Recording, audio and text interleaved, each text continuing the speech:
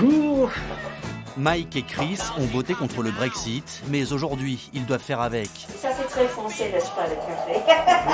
Voilà une cinquantaine d'années qu'ils sont installés dans cette ancienne ferme près de Calais. À quelques jours de la date fatidique, le sentiment d'amertume domine. On est tellement triste de quitter l'Europe parce que pour moi, c'est quelque chose qui ne doit jamais arriver. On est les voisins proches, on a besoin de ça, on a besoin de nos amis les plus proches, nos voisins les plus proches. Je pense personnellement, et on peut dire que je l'espère, dans la réalité, que les gens vont commencer à le regretter quand ils voient l'effet réel d'avoir quitté l'Union européenne. Pour ces retraités, les allers-retours vers l'Angleterre seront moins fréquents. Ils devront même changer les habitudes de leurs chiens.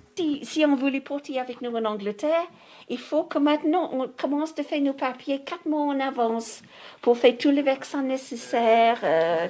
Tout devient beaucoup plus compliqué. Beaucoup de bureaucratie. Chris doit maintenant renouveler son titre de séjour avant jeudi.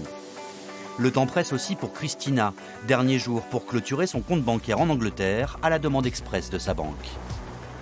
Ça fait 30 ans, plus de 30 ans, je suis client avec cette banque. Mais aujourd'hui, 30 ans, il faut tourner la page. Cette musicienne craint surtout de ne plus pouvoir voyager facilement dans l'Union européenne. Est-ce que être résident en France, ça a aussi me donné le même droit que j'avais eu avant? Je ne sais pas. Une vie post-Brexit pleine d'interrogations et un regret pour Christina, se sentir étrangère dans l'Union européenne.